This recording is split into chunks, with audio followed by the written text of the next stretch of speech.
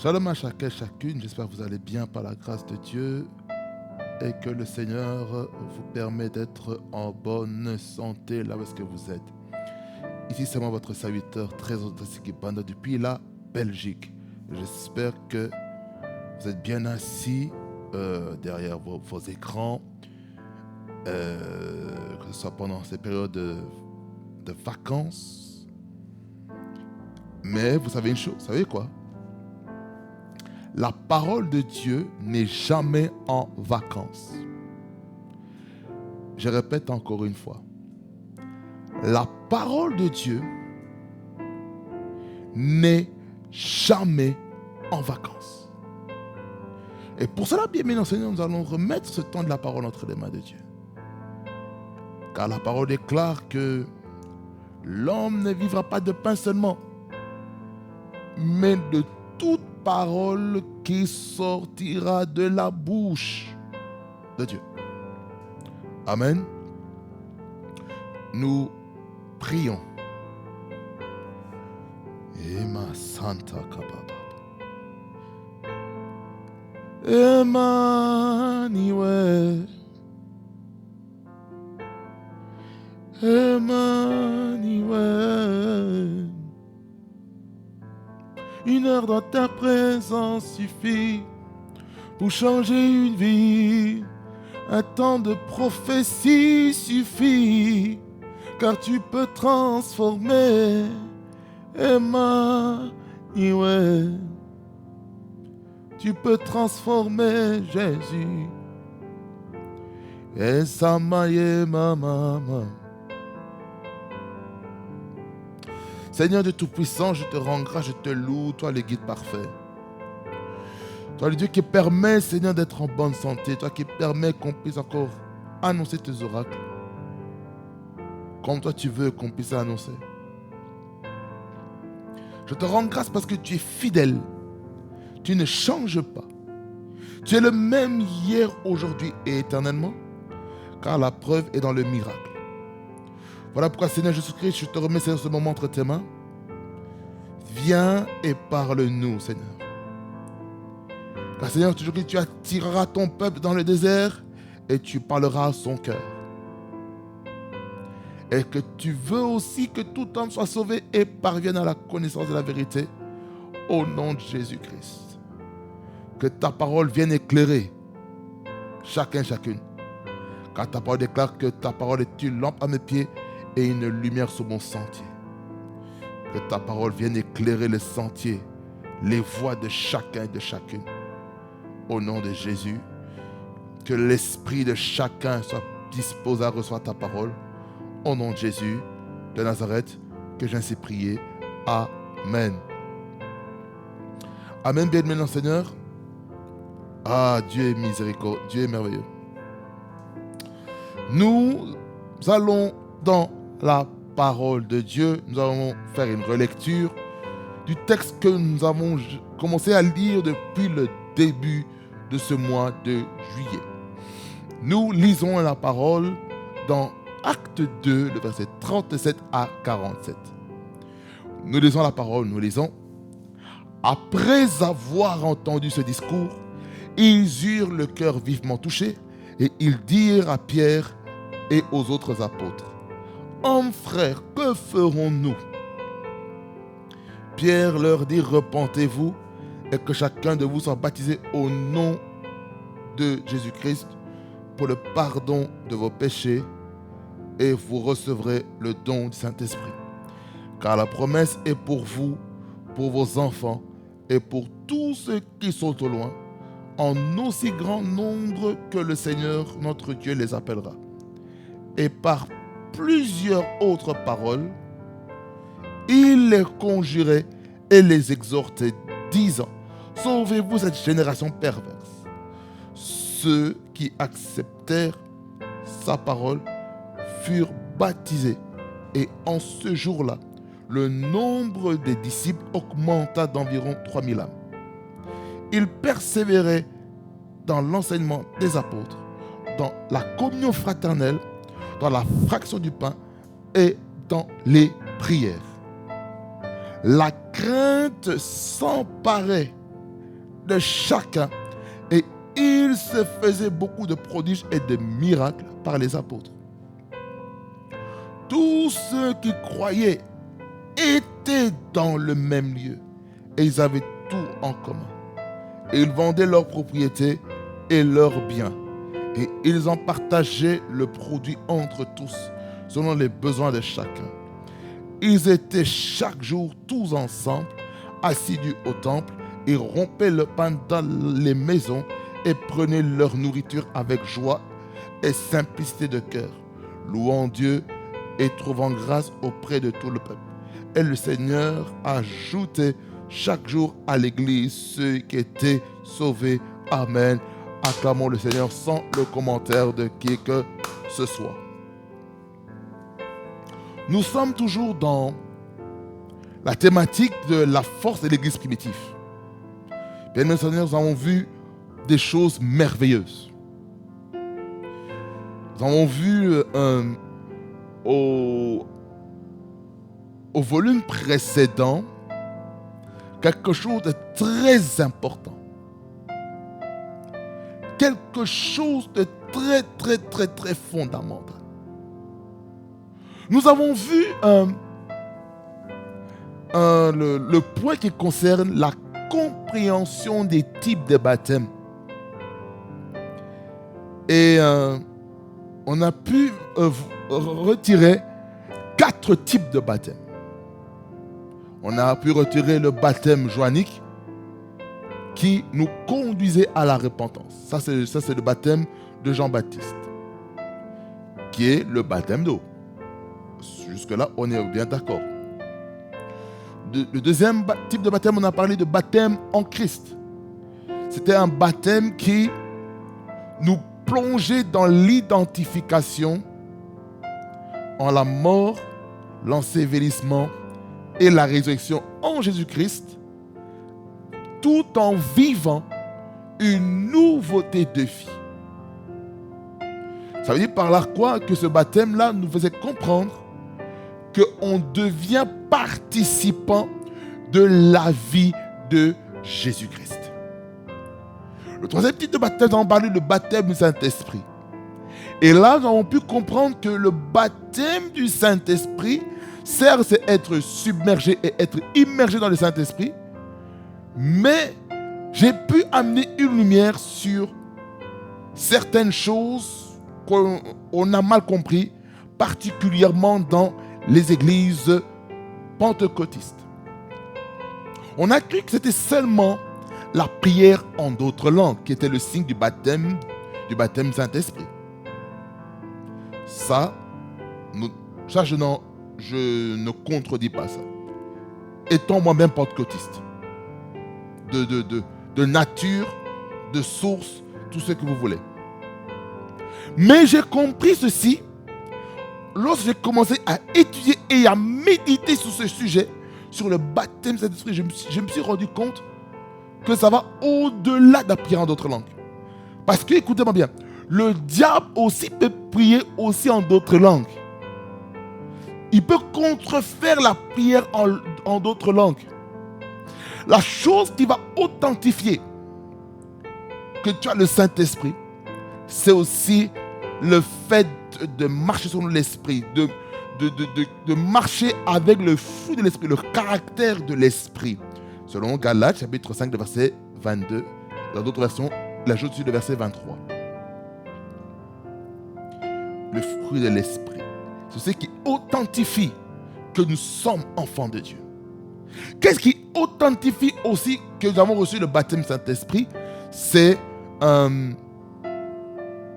l'unité d'esprit. Ça veut dire par là quoi? On ne se concentre pas seulement dans son église locale, dans sa dénomination, mais on se soucie de ce qui se passe dans le monde. On se soucie de ce qui se passe dans le corps de Christ, dans le monde entier. On n'est pas focalisé dans son église locale. L'unité d'esprit, dans la communion, parce qu'on communie chacun et chacune dans nos différentes langues, nos différents dialectes, dans les différents endroits du monde. Francophone, anglophone, néerlandophone, africain, asiatique, peu importe, mais nous sommes unis en esprit. Et l'unité du corps, c'est savoir sa place.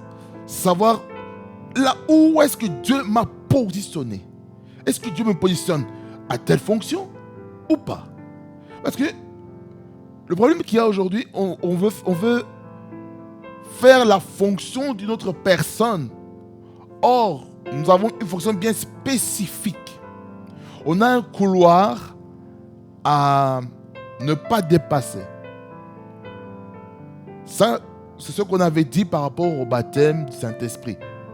C'était tellement profond que je vous encourage à aller réécouter le message. Ensuite, on a vu le baptême de feu qui concerne un peu c'est le jugement en fait de toutes les personnes qui refusent de se repentir de leur vie du péché. Ces personnes-là, quand on parle de baptême de feu, c'est le fait aussi d'être envoyé dans le lac de feu qui s'éteindra jamais. Là, on parle de la seconde mort. Et là, on a vu le tribunal du grand trône blanc de Dieu qui juge toutes les personnes qui n'ont pas accepté Jésus-Christ comme Seigneur et Sauveur et qui doivent rendre des comptes de leur vie sur les raisons pour lesquelles ils n'ont pas accepté Jésus-Christ comme Seigneur et Sauveur. Ça, c'est le résumé de l'extrait précédent pour ceux qui n'ont peut-être pas suivi le message. Aujourd'hui, j'aimerais m'attarder sur... Je vais faire 2 points en un. C'est la promesse de la venue du Saint-Esprit et l'évangélisation. Écoutez, lorsque nous lisons le verset 39 et 40, qui nous parle de cela, nous lisons la parole de 39 à 40 et puis je vais expliquer le texte. Car la promesse est pour vous, pour vos enfants et pour tous ceux qui sont au loin, en aussi grand nombre que le Seigneur notre Dieu les appellera. Et par plusieurs autres paroles, il les conjurait et les exhortait, disant, sauvez-vous cette génération perverse. Maintenant, on va expliquer. Quelle est cette promesse qui a été faite à l'Église? Cette promesse, c'est la réception du don du Saint-Esprit. Il faut comprendre que le don du Saint-Esprit s'est manifesté le jour de la Pentecôte dans Actes chapitre 2, verset 1 jusqu'au verset 4. Que je vous encourage à les lire par vous-même. Quand l'œuvre de la Pentecôte a eu lieu, le Saint-Esprit est descendu sur toutes les personnes qui étaient dans la chambre haute. La chambre haute, avec des langues qui étaient semblables à des langues de feu, qui se sont reposées des gens. Au point où ils ont commencé à parler dans des langues diverses, des merveilles de l'Éternel. Et ceux qui passaient autour de la chambre haute, ceux qui étaient dans la rue, ils ont entendu ce bruit impétueux, ce vent impétueux de l'esprit qui est en train de souffler dans la chambre haute. Et ils pensaient qu'ils étaient ivres. Puis dans Acte 2, à partir du verset 14, on voit un petit peu l'apôtre Pierre qui avait reçu les clés pour ouvrir l'air de l'église, a commencé à parler.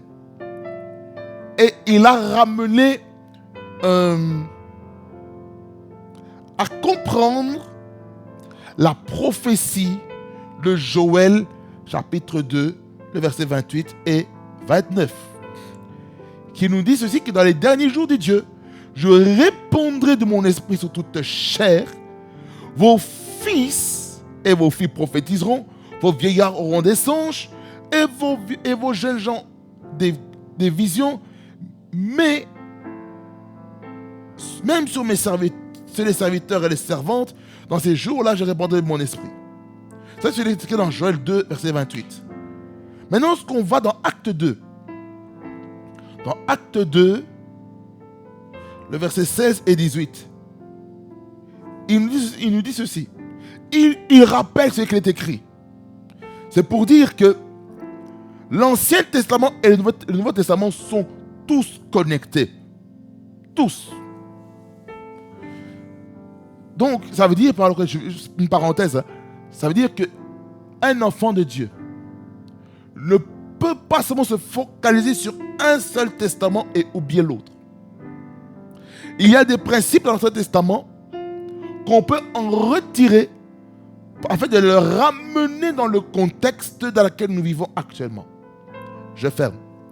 Voici il est écrit, Matthieu 2, acte 2, excusez-moi, versets 16 à 18. Mais c'est ici ce qui a été dit par le prophète Joël. Dans les derniers jours, dit Dieu, je répandrai de mon esprit sur toute chair.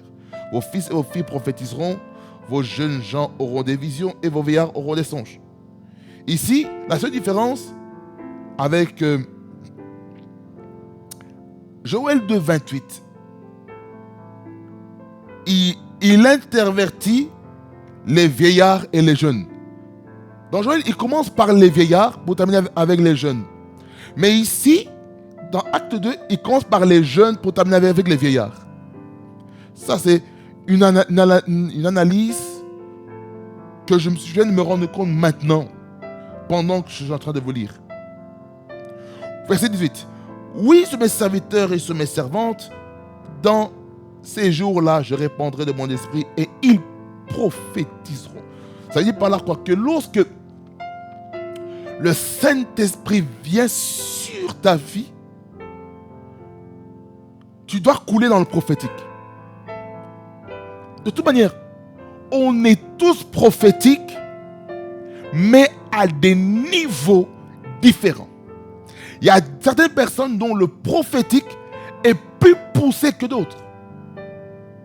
Il y a d'autres, le prophétique est tellement, est peut-être bas. D'autres, le prophétique, c'est dans les chants. D'autres, le prophétique va se manifester lorsqu'ils vont lire la parole de Dieu.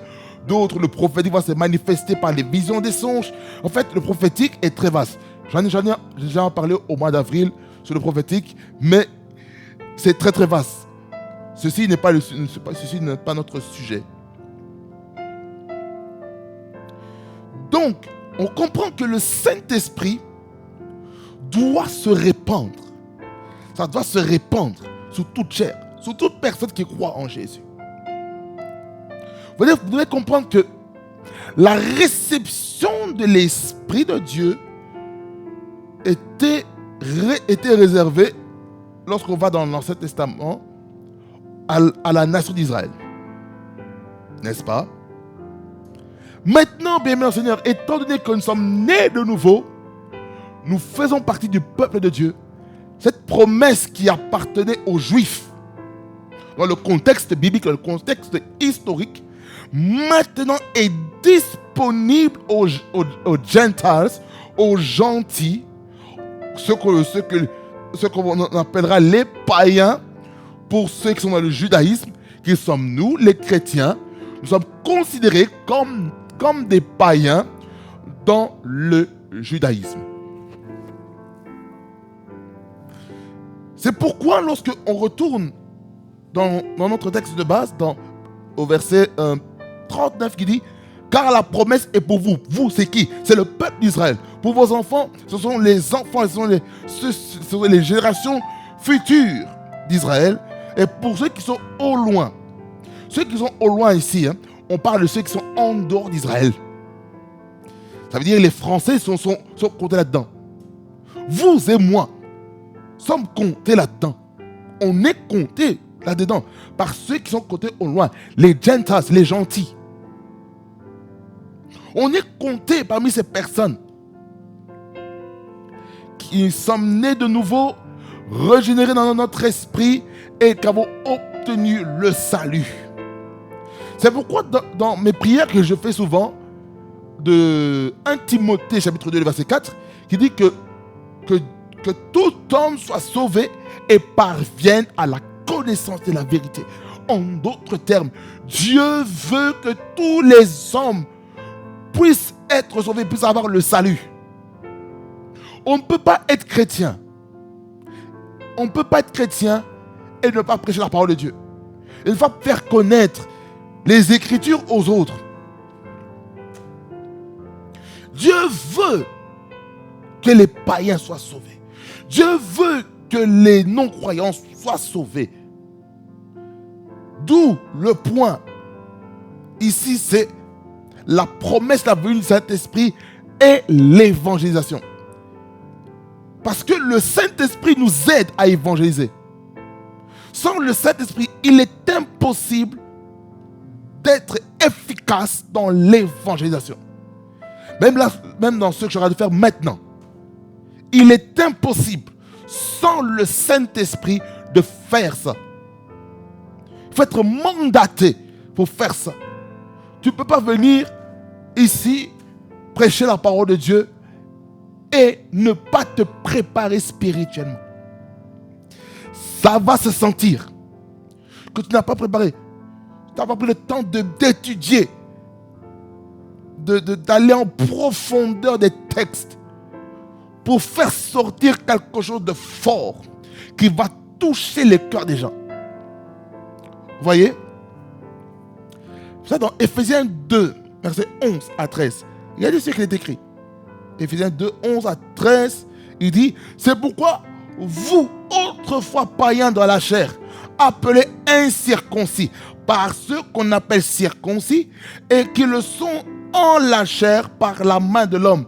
Souvenez-vous que vous étiez en ce temps-là sans Christ, privés du droit de cité en Israël, étrangers aux alliances de la promesse, sans espérance et sans Dieu dans le monde. Mais maintenant en Jésus-Christ, vous qui étiez jadis éloignés, vous avez été rapprochés par le sang de Jésus-Christ. Oh, merci Seigneur pour le sang de Jésus qui m'a rapproché de toi, qui m'a rapproché des promesses divines, de recevoir le Saint-Esprit. Ça veut dire par là quoi? Lorsque tu donnes ta vie à Christ, tu étais loin de Dieu. Tu étais un incirconcis. Ça veut dire que ton cœur n'a pas été circoncis. Mais maintenant tu es venu à Christ, tu es devenu circoncis dans ton cœur. Ce n'est plus la circoncision physique pour qui va déterminer que tu es sauvé. Non. C'est le salut en Jésus qui amène la circoncision de ton cœur. Voilà pourquoi Dieu veut qu'on ait un cœur nouveau. Dieu veut que le cœur de chair soit enlevé et que le cœur de pierre soit enlevé et que le cœur de chair soit déposé en nous. Pourquoi? Parce que le cœur de chair va permettre à Dieu de nous donner la forme qu'il faut dans notre cœur. Est-ce que quelqu'un comprend? Est-ce que quelqu'un comprend ce que je suis en train de dire ici? Donc, on a été éloigné. Qu'est-ce qui nous a éloignés de Dieu? C'est le péché. C'est la vieille nature qui nous empêche d'être près de Jésus, qui nous empêche d'être près de Dieu. C'est la vieille nature qui empêche le Saint-Esprit de demeurer en nous. Raison pour laquelle nous n'avons pas d'autre choix d'être sauvés. D'où le premier point, j'ai parlé sur le message de la repentance. Vous vous souvenez, j'espère. Le message de la repentance qui doit nous amener à avoir un remords, qui doit nous amener à prendre conscience de notre identité, à prendre conscience de notre position et d'être sauvé, de demander pardon à Dieu, demander que le sang de Jésus nous purifie afin d'avoir accès à sa présence. Quelqu'un dit un puissant amen là où est-ce qu'il est. Alors, étant donné que par le sang de Jésus, Christ, notre Sauveur et notre Seigneur, nous sommes proches de Dieu. On a une proximité. Parce que, écoutez-moi bien, dans l'Ancien Testament, Si tu voulais t'approcher de la présence de Dieu, il fallait tout le temps tuer des boucs, des holocaustes. Le consommer par le feu. La vie du péché. Se purifier dans la cuve des reins pour faire le service. Que ce soit par le sacrificateur, par le souverain sacrificateur. Il fallait offrir des sacrifices sur l'autel des parfums. Que ce soit le matin, que ce soit le soir. Et dans le lieu très saint, le souverain sacrificateur, Aaron, il avait accès là-bas une fois l'année. Il devait présenter son propre péché et le péché du peuple. Si le péché se trouvait dans la vie du souverain sacrificateur, il mourrait devant la présence de Dieu. Devant le coffre de l'alliance. Lequel il tenait, il y avait la manne, il y avait le bâton d'Aaron et il y avait la loi de Dieu dedans. Ça, ceci n'est pas mon message. Pour faire comprendre que par la mort de Jésus-Christ sur la croix, le voile a été déchiré. Ce qui séparait le lieu saint et le lieu très saint. Maintenant, nous avons tous accès dans la présence de Dieu. Parce que Dieu a fait de nous des royaumes et des sacrificateurs. Ça veut dire que maintenant, on a accès. Mais les principes de l'Ancien Testament ne peuvent pas être rejetés. Même si nous sommes dans la nouvelle alliance qui est meilleure, le sang de Jésus-Christ, qui crie plus fort que celui du sang d'Abel, le sang de Jésus-Christ qui est plus efficace, qui a plus de puissance. Lorsqu'on invoque le sang de Jésus-Christ, on est purifié. Mais cela ne veut pas dire qu'on doit tous les jours pécher. Voyez le truc. C'est pas parce que on est pardonné qu'on va retourner dans le péché. Alors là, on a rendu le sang de Jésus-Christ non efficace dans nos vies. Quelqu'un dit un puissant amen ici. Écoutez. Lorsque maintenant, on comprend ça, on va faire attention avec notre manière de marcher dans notre vie. Quelqu'un dit amen.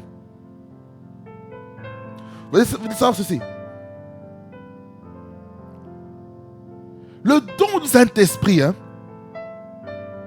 c'est vraiment une promesse. Dans Acte 2, 38, qui fait partie de nos textes de base. Acte 2, 38, la dernière partie, après le point virgule. Il dit, et vous recevrez le don du Saint-Esprit. Le don du Saint-Esprit est énuméré dans 1 Corinthiens chapitre 12, du verset 4 à 11. Regardez ce qu'il est écrit. Je vais même aller à partir du verset 1er. Il dit, pour ce qui concerne les dons spirituels ou le don du Saint-Esprit, je ne veux pas, frères, que vous soyez dans l'ignorance. Parce que la Bible dit dans Osée chapitre 4 verset 6, mon peuple périt parce qu'il lui manque la connaissance. Dieu ne veut pas qu'on puisse périr par manque de connaissance. Dieu ne veut pas qu'on soit ignorant. Dieu ne veut pas qu'on puisse manquer des informations, qu'on puisse manquer la connaissance concernant les dons spirituels. Continuons la lecture, verset 2. Vous savez que lorsque vous étiez païens, vous vous laissiez entraîner vers les idoles muettes selon que vous étiez conduits. Voyez là, ici, on voit comment la chair conduisait à l'idolâtrie. C'est pourquoi je vous déclare que personne, s'il parle par l'Esprit de Dieu, ne dit Jésus est anathème. Anathème, ça veut dire quoi? Maudit. Et que personne ne peut dire Jésus est le Seigneur si ce n'est par le Saint-Esprit.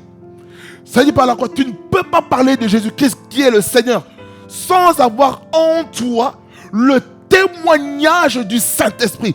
C'est le Saint-Esprit qui témoigne de Jésus, Christ de Nazareth. Ne prêche pas Jésus si tu n'as pas le Saint-Esprit en toi. De peur d'être comme les fils de Sceva,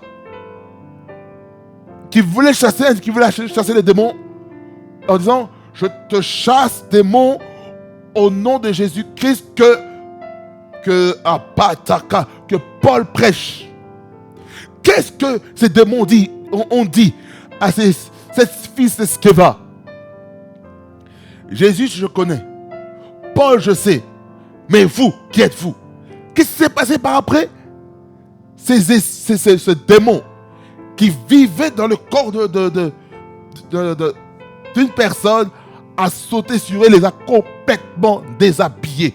Et cela a été entendu dans tout le peuple, dans toute la nation d'Israël. Ça veut dire par là, on ne joue pas avec le nom de Jésus. On ne blague pas avec le nom de Jésus. On ne chasse pas les démons au nom de Jésus-Christ en sachant que tu mènes une mauvaise vie. Sinon, tu vas recevoir des coups sur ta vie. Je parle par expérience. Écoutez-moi bien. Quand je suis toujours responsable des jeunes dans l'église locale où je suis actuellement, mais dans l'autre église locale dans laquelle j'ai travaillé, par la grâce de Dieu, dans la communauté de la jeunesse, je priais pour un jeune. Je vous assure, j'ai senti, quand j'ai prié pour ce jeune, comme si l'énergie en moi commençait à me quitter. C'est comme si j'allais mourir. Excusez-moi. C'est comme si j'allais mourir. Et ça, c'était pendant la retraite de la jeunesse. J'ai failli m'évanouir par terre. Pourquoi? L'esprit qu'il y avait dans la vie de ce jeune était plus fort que moi. Je n'aurais pas dû prier moi-même pour lui, tout seul. Encore un peu, je me faisais agresser. J'aurais été blessé. Pourquoi? Parce que j'ai prié sans avoir la crédibilité spirituelle. C'est dangereux, bien-aimé dans le Seigneur, de prier pour les gens sans avoir la crédibilité spirituelle. Lorsqu'on prie pour quelqu'un sans avoir la crédibilité spirituelle, sans que la spiritualité en toi soit élevée par rapport à ce démon qui habite, qui demeure dans la vie de quelqu'un, qui tourmente une personne, mon bien-aimé, ma bien-aimée, tu ne vas pas faire long feu. Je te dis la vérité. Tu seras vaincu. Pourquoi? Parce que tu n'es pas fort dans la spiritualité. Même si celui qui habite en toi est plus fort que celui qui est dans ce monde, mais ta spiritualité n'est pas forte pour confronter ce genre de démon. Voilà pourquoi Marebo Sagrata Rabakanta, Jésus-Christ a dit à ses disciples, lorsque les disciples ne savaient pas chasser les démons qui animaient un lunatique, dans laquelle il se jetait dans l'eau, il se jetait dans le feu, etc. Qu'est-ce qui s'est passé? Jésus-Christ a dit, ce genre de démons ne partent que par la prière et le jeûne. C'est-à-dire qu'il y a des prières, il y a des démons qui vont quitter uniquement lorsque tu vas te mettre à jeûner. Si tu ne jeûnes pas, il y a des démons qui vont te résister. Et ça, je l'ai compris. Lorsque j'ai prié pour ce jeune, ça c'est une parenthèse pour vous dire, on ne blague pas avec la doctrine de l'imposition des mains. On ne blague pas. Vous devez savoir que lorsque vous imposez les mains, soit c'est vous qui libérez la puissance vers la personne, ou soit c'est l'esprit mauvais en lui qui absorbe votre puissance, votre force. Faites attention. Ça, c'est un message pour conscientiser des gens qui imposent les mains subitement aux gens. Il faut faire très attention. Il faut faire très attention. On n'impose pas les mains n'importe comment. Il faut avoir une une autorité supérieure pour imposer les mains. C'est pas parce que tu es jeune, tu imposes les mains à quelqu'un que tu auras la victoire. Tu peux avoir la victoire. Mais mon bien-aimé, il faut faire attention. Il faut faire très attention. Afin de ne pas être vaincu à cause de manque de crédibilité spirituelle. Je ferme cette parenthèse et je reviens dans le message. Regardez. Je relis le verset 3. C'est pourquoi je déclare que personne, s'il parle par l'Esprit de Dieu, ne dit Jésus est anathème, et que personne ne peut dire Jésus est Seigneur si ce n'est par le Saint-Esprit. Il y a diversité de dons, mais le même Esprit. Donc c'est le Saint-Esprit qui donne les dons spirituels. Diversité de ministères, mais le même Seigneur. C'est qui? C'est Jésus-Christ qui donne le ministère, le don de la parole, le don de la parole pour prêcher l'évangile dans l'église. Ça veut dire que c'est l'appel maintenant pour bénir les âmes, pour nourrir, pour édifier, exhorter et consoler les âmes qui viennent à l'église ou qui écoutent sur les réseaux sociaux. Diversité d'opérations, mais le même Dieu qui opère tout en tous. C'est Dieu qui nous donne les différentes manières d'opérer dans la société. Or, à chacun, la manifestation de l'Esprit est donnée pour l'utilité commune. Donc, le but de ces manifestations de l'Esprit de Dieu, c'est pour l'édification du corps. Ce n'est pas pour nous qu'on utilise les dons spirituels, c'est pour le corps. En effet, excusez-moi, à l'un est donné par l'Esprit une parole de sagesse, à un autre une parole de connaissance ou le même esprit, à un autre la foi par le même esprit, à un autre le don de guérison par le même esprit, à un autre le don d'opérer des miracles, à un autre la prophétie, à un autre le discernement des esprits, à un autre la diversité des langues, à un autre l'interprétation des langues. Un seul et même esprit opère toutes ces choses, les distribuant à chacun en particulier comme il veut. Vous voyez? Ce qui est écrit ici, ça c'est pour parler de quoi? Sur le don spirituel. Écoutez-moi bien. Pour recevoir le Saint-Esprit, bien aimé enseignant, il faut avoir le courage de demander à Dieu. Luc 11, 13. Il nous parle de cela. D'avoir le courage de demander le Saint-Esprit. Regardez ce qui est écrit. Si donc méchant quand vous l'êtes, vous savez donner de bonnes choses à vos enfants, à combien plus forte raison le Père Céleste donnera-t-il le Saint-Esprit à ceux qui le demandent? Donc notre Père Céleste, il est disposé à donner le Saint-Esprit à toute personne qui le demande. Quelqu'un comprend ce que je suis en train de dire ici? Le contexte, en fait, c'est le contexte de savoir demander. Et on connaît le passage phare de Matthieu 7,7. Demandez et on vous donnera. Cherchez et vous trouverez. Frappez et on vous ouvrira quoi? La porte. Est-ce que quelqu'un comprend? Là, ça, ce sont les degrés des requêtes qu'on fait devant Dieu. Quelqu'un dit Amen? Ici, le Saint-Esprit veut qu'on le demande avec foi. Il ne veut pas qu'on puisse douter lorsqu'on prie à Dieu. Il ne faut pas douter à Dieu lorsqu'on veut recevoir la promesse de recevoir le Saint-Esprit en nous. Le diable place des obstacles en nous afin qu'on ne puisse pas croire aux prières que nous avons faites. Le diable peut venir faire un travail dans le terrain de la pensée. C'est pour ça que lorsque tu pries, fais attention à tes pensées. Canalise tes pensées. Si le diable met des pensées de peur, de doute, enlève ça. Laisse le Saint-Esprit placer des choses en toi.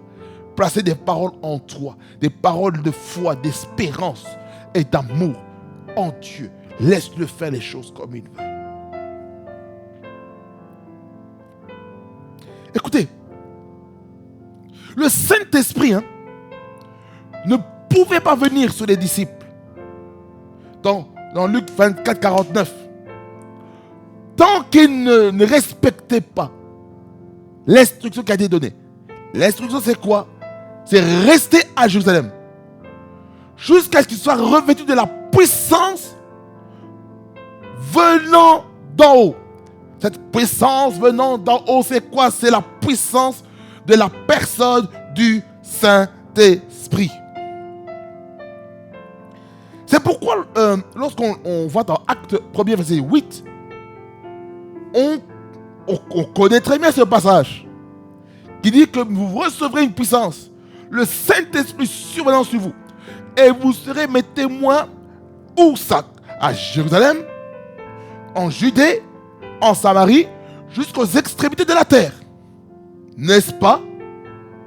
Ça, c'est dans Acte 1er, verset 8, que nous parle de cela. Écoutez, lorsqu'on reçoit le Saint-Esprit, il y a toujours un but. Le but, c'est de témoigner Christ. C'est d'évangéliser la parole. Annoncer Christ à toute la création. Même si certaines personnes vont vous considérer comme des fous, allez prêcher. La parole déclare que la prédication de la croix est une folie pour tous les perdus. Mais pour nous qui sommes sauvés, elle est une puissance de Dieu. Vous voyez? Pour nous qui croyons à Dieu, nous savons que l'évangile, la prédication de la parole de Dieu, la prédication de la croix, elle est une puissance. On est puissant avec cette prédication parce que ça bâtit notre esprit. Ça nous pousse encore à espérer. Ça nous pousse encore à le louer, à l'adorer en esprit et en vérité. Alors, dans Marc 16, verset 15 à 16, on voit la place d'aller annoncer la bonne nouvelle à toute la création, selon les instructions de Jésus-Christ aux disciples. Il dit, puis il leur dit, allez par tout le monde et prêchez la bonne nouvelle à toute la création. Verset 16. Celui qui croira et qui sera baptisé sera sauvé. Mais celui qui ne croira pas sera condamné. C'est-à-dire par la croix. Ici, au verset 16, on voit deux conditions pour être sauvé. Premièrement, il faut croire d'abord. Il faut d'abord croire à Dieu. Croire en Jésus. Deuxièmement, être baptisé. Ici, on parle du baptême d'eau. Le baptême d'eau est aussi le baptême en Christ. C'est deux baptêmes en un. Alors, lorsqu'on annonce la parole de Dieu, la bonne nouvelle, l'évangile, ou agélion en grec, il faut que tout le monde écoute. Ça veut dire par là quoi? Écoutez-moi bien. Quand on dit à toute la création, la Bible dit, est-ce qu'il est marqué aller seulement en Belgique pour aller prêcher la bonne nouvelle qu'aux Congolais ou qu'aux Belges? Non. La Bible dit qu'il faut prêcher à tout le monde. Ça veut dire par là quoi? L'évangile, l'évangélisation, elle n'est pas raciale.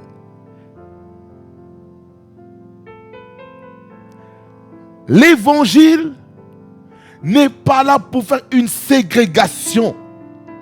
L'évangile n'est pas là pour exclure les gens de la société.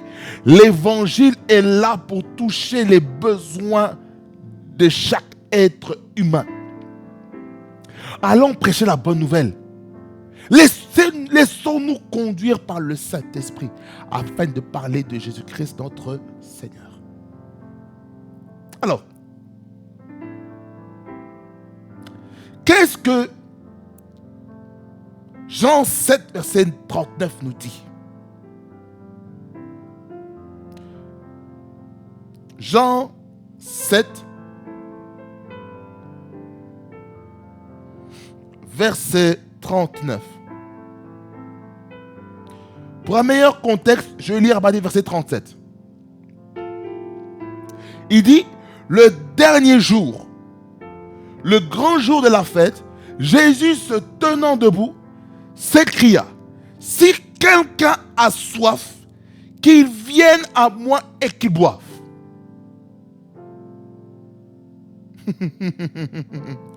Celui qui croit en moi, des fleuves d'eau vive couleront de son sein, comme dit l'Écriture. Verset 39, c'est là le zoom de ce passage. Il dit cela de l'Esprit que devaient recevoir ceux qui croiraient en lui, car l'Esprit n'était pas encore, parce que Jésus n'avait pas encore été glorifié. Ça veut dire quoi par là? Jésus-Christ n'a pas encore été mort, il n'a pas encore été enseveli, il n'est pas encore ressuscité, il n'est pas encore monté au ciel. Et le fait que ces 4 jours n'ont pas encore été réunis, le Saint-Esprit ne pouvait pas venir sur la terre.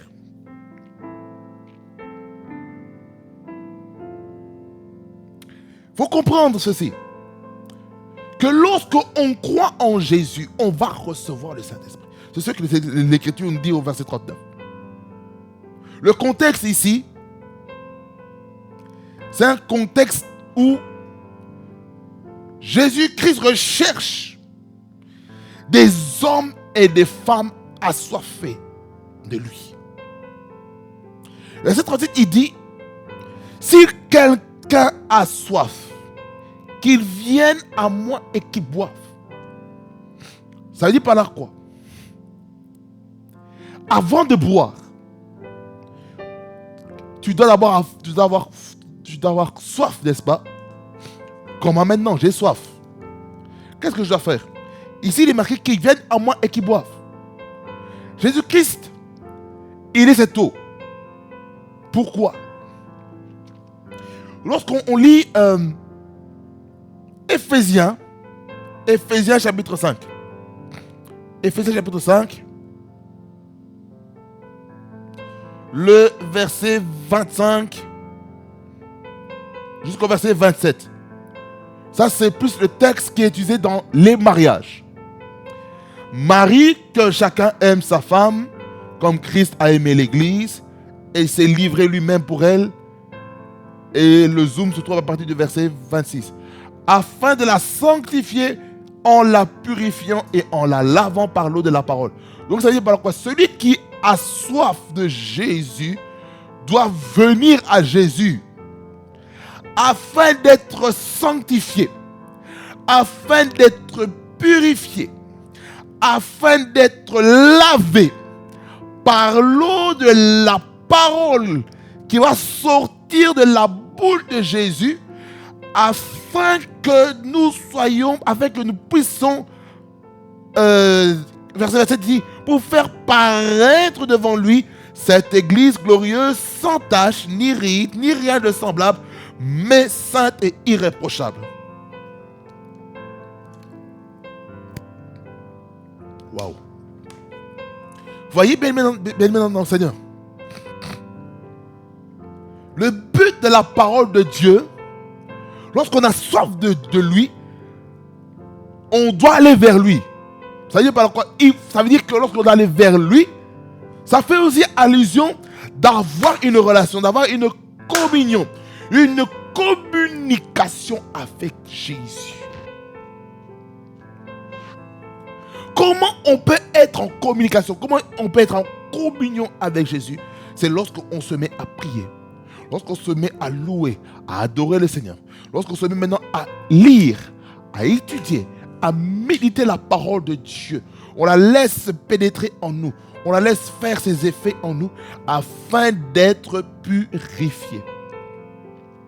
Quelqu'un dit un puissant amen jusqu'ici. Alors,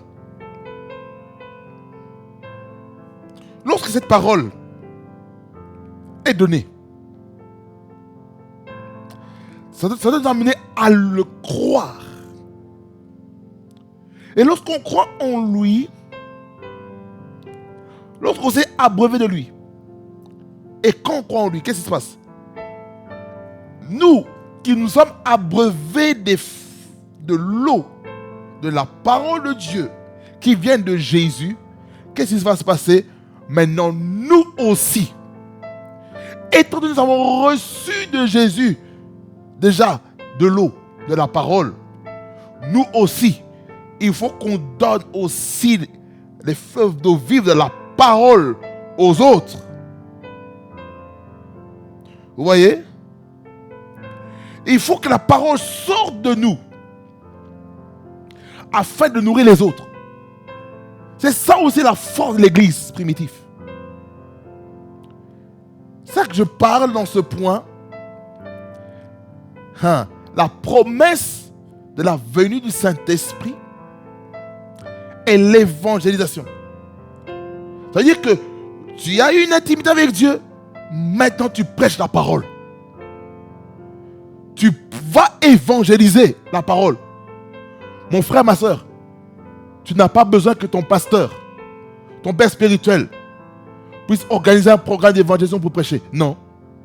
Je suis désolé. Va prêcher la parole. Prêche la parole de Dieu.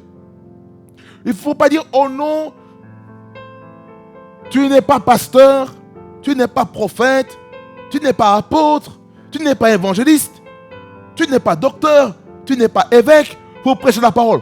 Bien-aimé, bien-aimé, écoutez-moi bien. Nous avons reçu le ministère de la réconciliation et le message de la réconciliation. C'est-à-dire par la croix. Écoutez-moi bien attentivement, mes bien-aimés, mes bien-aimés, ma bien-aimée. Écoutez-moi très bien, écoutez-moi très bien, écoutez-moi très bien, écoutez-moi bien. Écoutez-moi attentivement, s'il vous plaît. Prêchez l'évangile. Les âmes meurent. Sommes trop focalisés sur nous-mêmes. Allons prêcher l'évangile. Écoutez-moi bien. Certains membres des églises, leur chair ne se trouve pas à l'église. Leur chair se trouve sur TikTok. Leur chair se trouve sur YouTube. Leur chair se trouve sur Instagram. Leur chair se trouve sur Threads. Leur chair se trouve sur Twitter. Peu importe la plateforme là, parce que Dieu va te conduire pour prêcher l'évangile sur les réseaux sociaux en utilisant la technologie. Mon bien-aimé, ma bien-aimée, prêche l'évangile. Que ce soit verbalement ou par écrit. Fais des posts de Christ. N'aie pas honte de Jésus. La Bible déclare celui qui aura honte de Jésus-Christ. Jésus-Christ aussi aura honte de lui. Il va le régner. Mais si toi tu n'as pas honte de Christ, Jésus-Christ n'aura pas honte de toi. C'est-à-dire qu'il faut être fier de présenter Christ. Pourquoi? Écoutez-moi bien, c'est scandaleux. Pourquoi les musulmans? Je les aime beaucoup. Ce sont nos cousins d'alliance. Au travers Abraham, pour eux c'est Ibrahim. Nous avons une racine commune, c'est Abraham, c'est le père de la foi.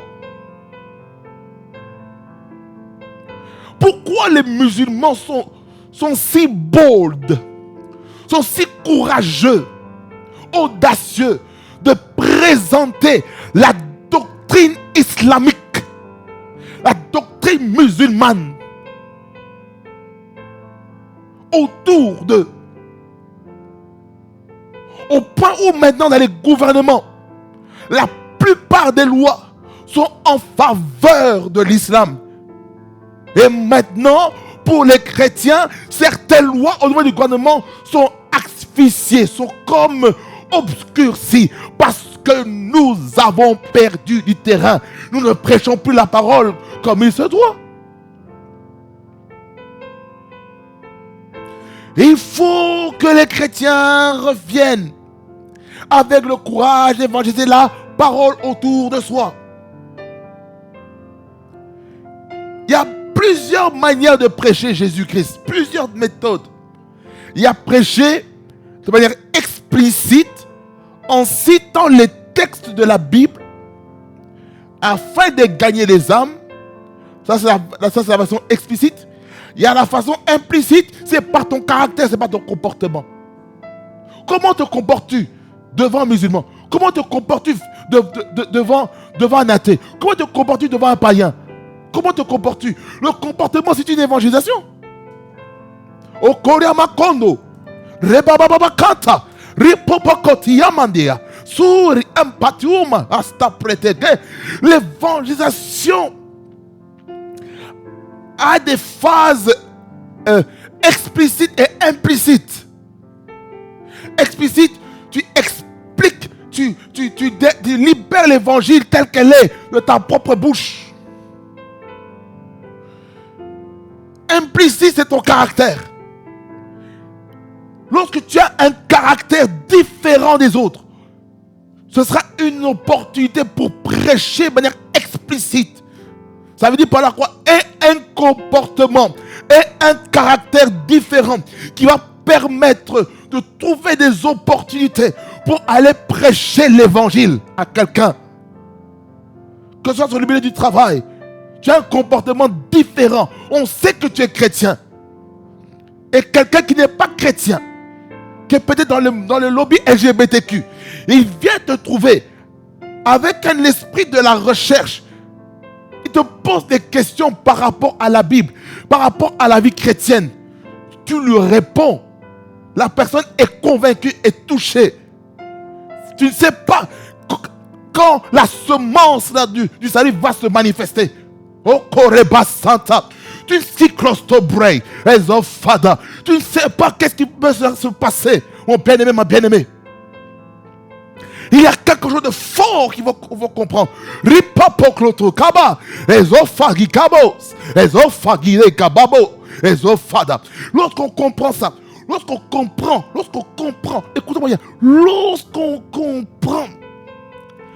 comprend ce principe-là, lorsqu'on comprend que l'évangélisation, ce n'est pas seulement l'homme de Dieu de prêcher, ce n'est pas seulement le dirigeant d'église de prêcher, même les fidèles doivent prêcher. Ne dites pas, oh non, parce que je n'ai pas reçu le mandat par la procédure de l'église, que je n'ai pas le droit de prêcher. Mon bien-aimé, ma bien-aimée, prêche l'évangile avec le peu que tu connais de la parole de Dieu. Prêche. Prêche. Sois un apologète de la parole. Il faut qu'il y ait des apologètes dans le monde francophone. We need people that will preach the gospel, that will defend the faith. On a besoin des hommes et des femmes qui vont défendre la foi chrétienne.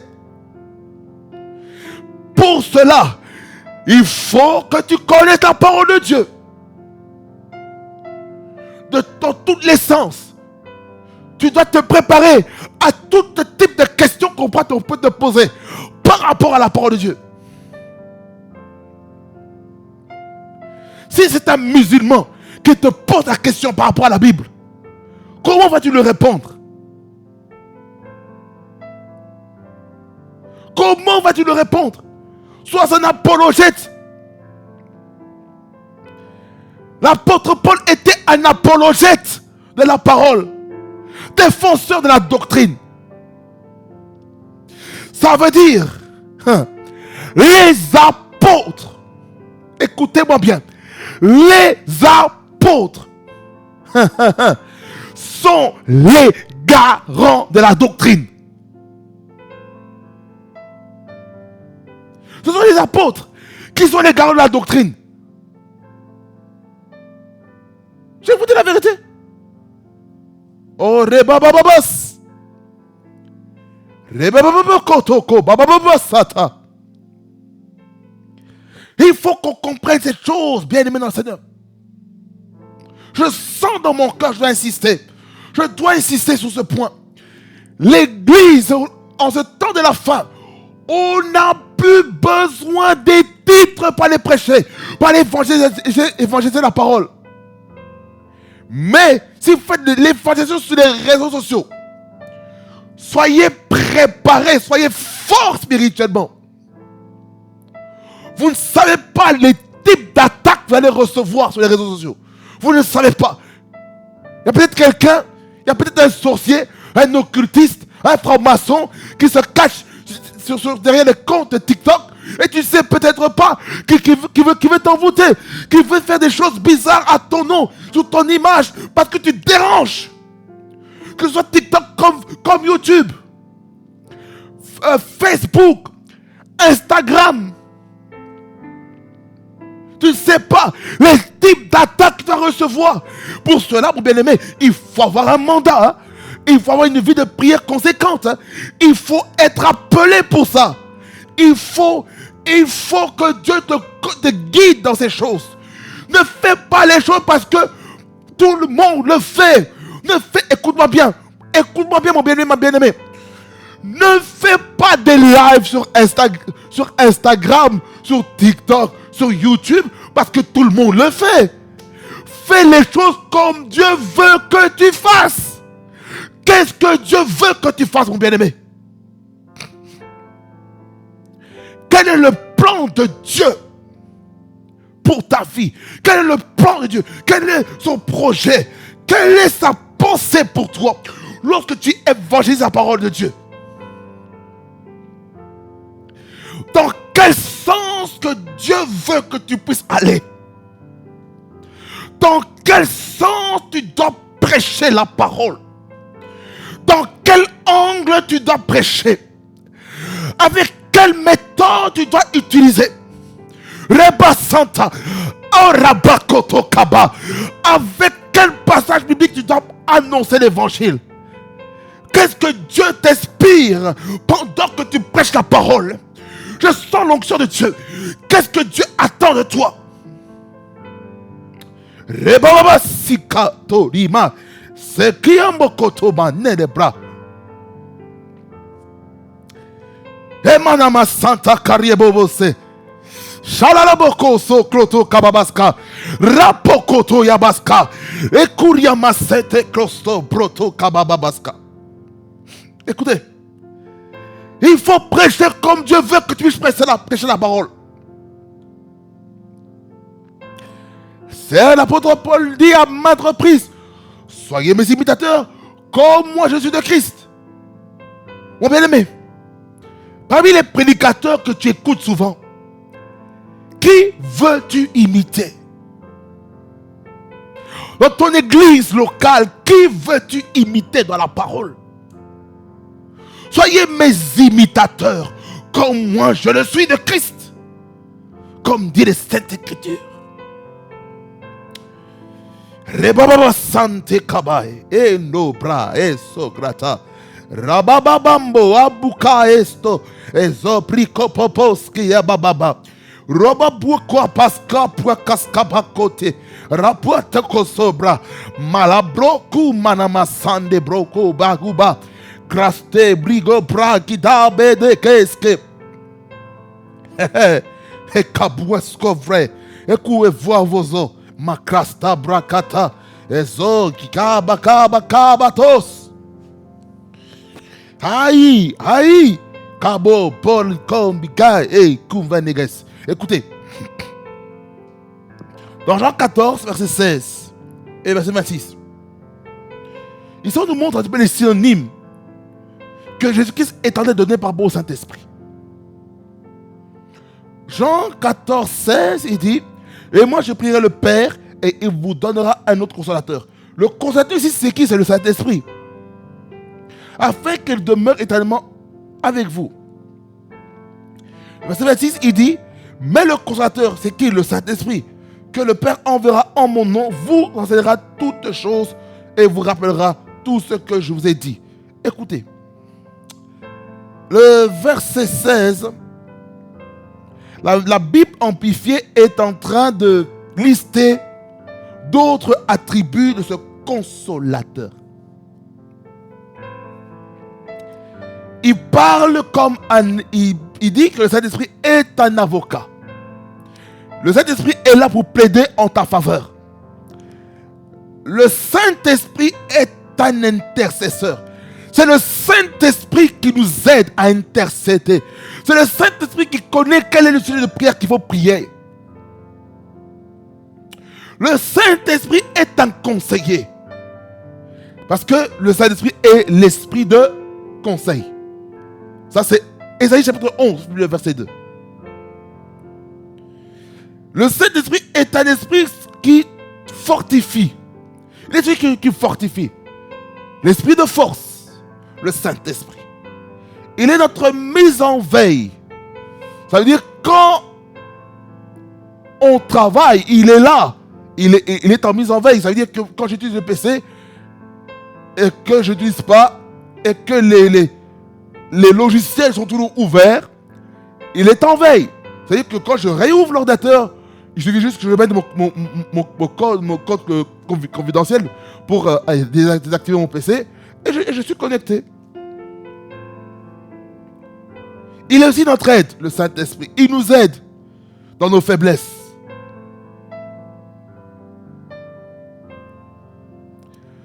Vous devez savoir que le Saint-Esprit, il demeure en nous. Le Saint-Esprit demeure en nous. Quelqu'un dit un puissant amen. Il demeure en nous. C'est ce qu'il est écrit au verset 16. Il demeure en nous éternellement. Il est avec nous. Il nous défend.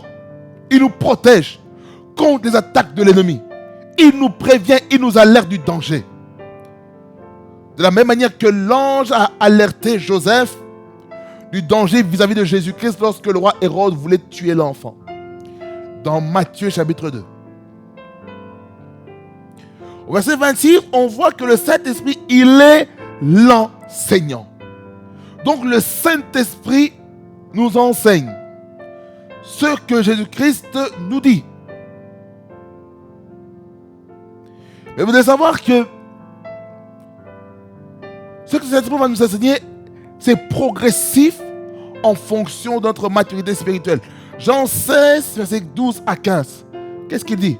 Jean 16, 12 à 15. Qu'est-ce qu'il est écrit? C'est très important que je vous dise ça. Il est écrit ceci. J'ai beaucoup de choses à vous dire, mais vous ne pouvez pas les porter maintenant. Ça veut dire par là quoi? Il y a certaines choses qui est prêché ou qui se trouvent dans les Écritures. Notre esprit ne peut pas le porter. Il ne peut pas supporter ça. C'est tellement fort. Il ne peut pas.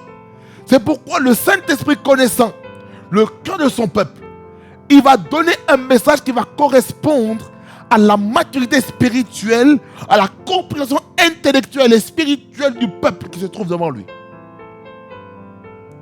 C'est pour ça que dans certains endroits, vous allez vous rendre compte comme si nous sommes en train de parler à la troupe d'élite. Et dans d'autres endroits, on voit comme si le message est dilué. C'est comme si le niveau n'est pas le même. Mais le Saint-Esprit, il sait pourquoi. Dans cet endroit, il va donner une mesure de sa présence, une mesure dans la compréhension des Écritures à tel niveau. Parce que si maintenant on monte le niveau, au niveau maintenant des ceux qui doivent manger la viande, ce sera trop lourd. Regardez. J'ai encore beaucoup de choses à vous dire, mais vous ne pouvez pas les porter maintenant. Quand le Consolateur sera venu, l'Esprit de vérité, il vous conduira dans toute la vérité, car il ne parlera pas de lui-même, mais il lira tout ce qu'il aura entendu et il vous annoncera les choses à venir. Il me glorifiera parce qu'il prendra de ce qui est à moi et vous l'annoncera. Tout ce que le Père a est à moi. C'est pourquoi j'ai dit qu'il prend de ce qui est à moi et qui vous l'annoncera. Donc ici, on voit le Saint-Esprit comme le porte-parole de Jésus. Il prend tout ce qui se trouve en Jésus, il l'amène dans la vie des hommes et il annonce, il enseigne la parole de Dieu. Et on voit que dans Jean 15, verset 26, vous clôturez. Là, je vois que le temps a vraiment filé. Jean 15, 26, il dit: quand sera venu le Consolateur que je vous enverrai de la part du Père, l'Esprit de vérité qui vient du Père, il rendra témoignage de moi. Donc le but du Saint-Esprit en nous, c'est de témoigner Christ. Lorsqu'on a le Saint-Esprit en nous, on ne peut pas rester du 1er au 30 et ne pas libérer une parole. Témoignons Jésus sur les réseaux sociaux ou en personnel ou en personne, face à face, présentiel. Vous voyez? C'est très important. Et pour que le Saint-Esprit vienne, Jean 16, verset 7, il nous dit ceci: cependant, je vous dis la vérité, il vous est avantageux que je m'en aille. Car si je ne m'en vais pas, le Consolateur ne viendra pas vers vous. Mais je m'en vais. Mais si je m'en vais, je vous l'enverrai. Ça y est, par là quoi? Pour que le Saint-Esprit puisse venir sur la terre, il fallait que Jésus-Christ monte. Il fallait que Jésus-Christ expérimente l'ascension. Lorsque Jésus-Christ monte auprès du Père, ayant terminé la mission sur la terre, maintenant il nous confie la mission de continuer là où est-ce que Jésus-Christ s'est arrêté. Mais il y a des œuvres plus grandes que Dieu veut que nous puissions faire, nous enfants de Dieu. Amen. Amen. Alors, bien aimé Seigneur, vous avez pu comprendre plusieurs choses par rapport la personne Saint-Esprit, qui est la promesse qui a été faite à l'Église. Vous avez compris que le Saint-Esprit nous aide dans l'évangélisation. Vous avez compris que Dieu veut que tout homme soit sauvé et parvienne à la connaissance de la vérité. Vous avez aussi compris, avec instance, avec assistance, que nous devons prêcher l'évangile. Car nous n'avons plus beaucoup de temps. Nous n'avons plus beaucoup de temps. Jésus-Christ revient bientôt. Et il faut maintenant annoncer l'évangile autour de soi. En ligne comme en présentiel. Que le Seigneur vous bénisse vraiment. Fasse beaucoup du bien. Nous prions. Seigneur, merci pour ta parole qui est la vérité, qui nous fait beaucoup du bien et qui nous conscientise. Seigneur, l'Église primitive avait l'espérance des promesses de la réception du Saint-Esprit dans leur vie. Seigneur, que ton esprit se sente libre de se mouvoir dans nos églises et dans nos vies personnelles au nom de Jésus-Christ. Saint-Esprit, glorifie ton nom dans les églises. Saint-Esprit, manifeste-toi dans les églises. Manifeste-toi dans nos vies, dans nos lieux secrets. Au nom de Jésus-Christ de Nazareth. Saint-Esprit, donne-nous la force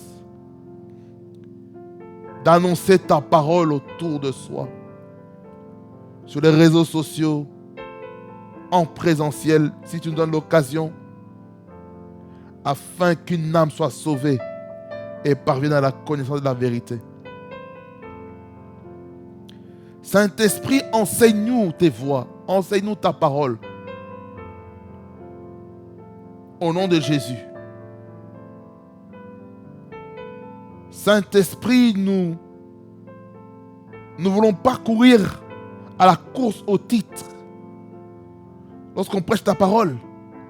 Mais nous voulons prêcher, Seigneur, comme notre devoir, comme notre mission.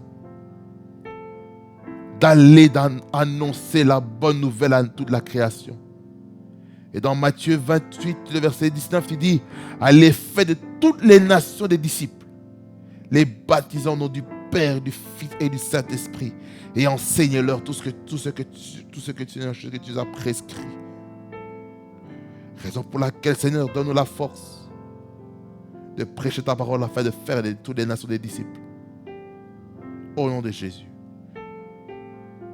Au nom de Jésus. Louange, honneur, majesté reviennent, toi le roi des rois. Au nom de Jésus. Père, je prie que ton peuple, que s'il y a une personne ici qui ne te connaît pas, c'est-à-dire qu'il puisse quitter cette génération perverse, cette génération dépravée des mœurs, et qu'il vienne à Christ afin d'être renouvelé dans son intelligence.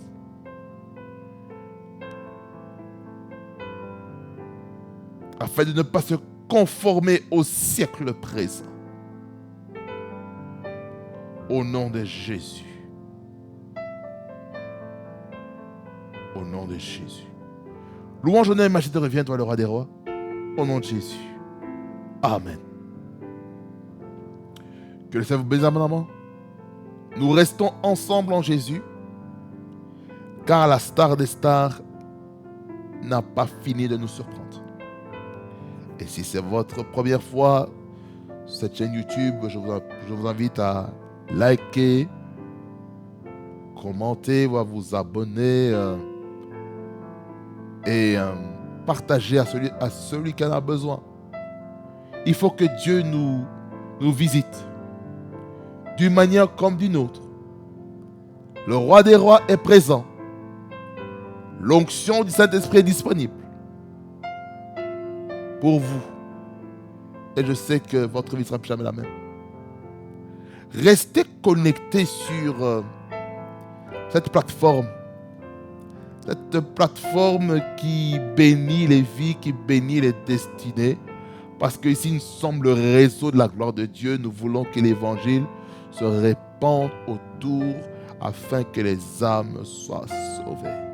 Car Dieu veut que tout homme soit sauvé et parvienne à la connaissance de la vérité. Amen. Dieu veut que les âmes soient sauvées. Dieu veut que les âmes soient sauvées. Et vous verrez ici ci-dessous de la bannière tous les réseaux sociaux dans lesquels je me trouve pour la parole de Dieu. Amen. On est ensemble. Rema Frequency TV, le réseau de la gloire de Dieu. Soyez bénis. Au nom de Jésus-Christ, je vous aime de l'amour du Seigneur. Amen.